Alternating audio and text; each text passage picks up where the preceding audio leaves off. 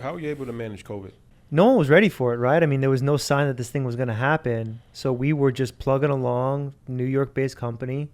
We had, I think at the time, maybe almost 3,000 employees.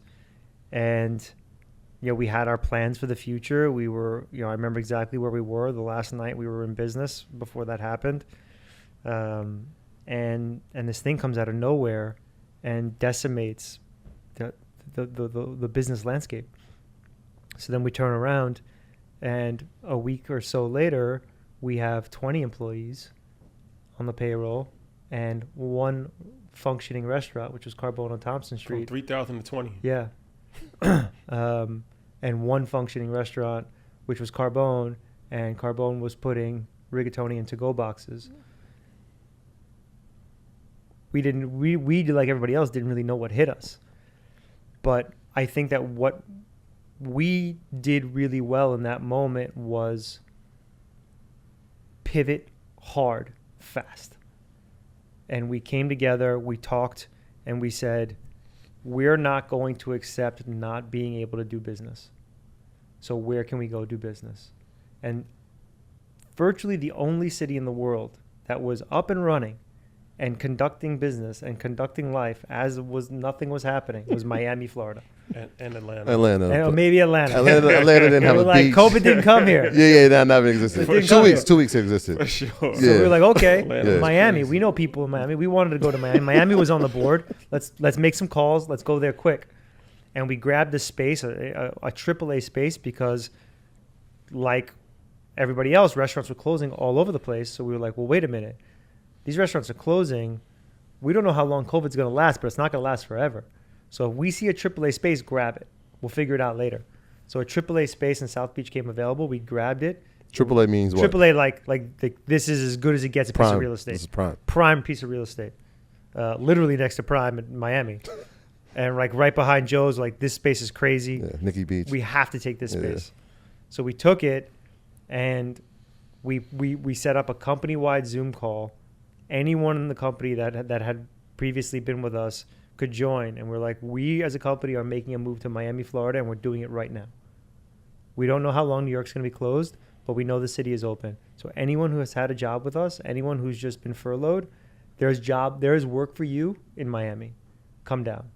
So we had enough people come down. So now we have, not only do we have an amazing space, but we have our team.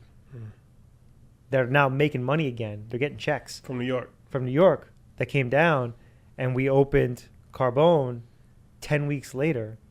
We had the restaurant up and running. And it crushed because it was one of the only restaurants functioning in one of the only cities functioning. And that was the beginning of Miami becoming another tent pole for the company that we had never expected. And one became 13 restaurants in Miami really fast because we were there. Our team was there. And then once New York came back around, and now it's flourishing again, the company's twice the size it was. And COVID, one of the great Warren Buffett quotes is, be fearful when people are aggressive, be aggressive when people are fearful. And we were incredibly aggressive in a very fearful moment, and we just started scooping up spaces because this is going to end eventually. Man, that's crazy. So another prestigious club that you have that is almost as difficult to get in, the ZZ Club. Can you talk to us about that? I know people might have heard it mentioned in songs and the breakdown of it, because again, you've had a base for almost 10 years. And so how do you keep them coming back? How do you make something new? I feel like ZZ Club becomes that. We'll talk about the price points and the applications and all that, but when you're coming up with this, what's the thought process?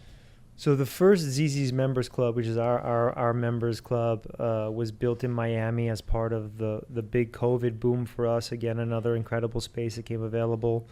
And we had predicted and saw the beginnings of members clubs finally becoming popularized here in the States. So we wanted to get ahead of that a little bit. And we thought that our fan base, our customer base would accept and really enjoy having this sort of enclosed network. So we found a space that was really conducive to it, which was a 2-floor space kind of tucked into the design district of Miami. We thought it was a great location. and we use the second floor basically like an amenity space where there's a cigar terrace, there's a cocktail bar, there's a lounge that kind of turns up late at night. Downstairs you have a restaurant, sports bar. You know, it's the idea is one-stop shop. You're going to walk in, we're going to take care of you for the night. And what I like about members clubs is that it affords us the opportunity to create more than just what the walls of a traditional restaurant are. I can take care of you more than that. I can take care of you in different ways. It's hospitality seen through a new lens. There's a movie night, there's a NBA finals, we're going to do cocktails and snacks based off that. We're doing a cigar dinner tonight hosted by Cohiba, whatever it is. We're doing a wine dinner. So it's greater than just the traditional walls, which was a challenge that I really liked. And I thought an ecosystem that my fan base, my customer base would enjoy. So we took our first crack at it in Miami. It went really well. And then we opened one here in New York.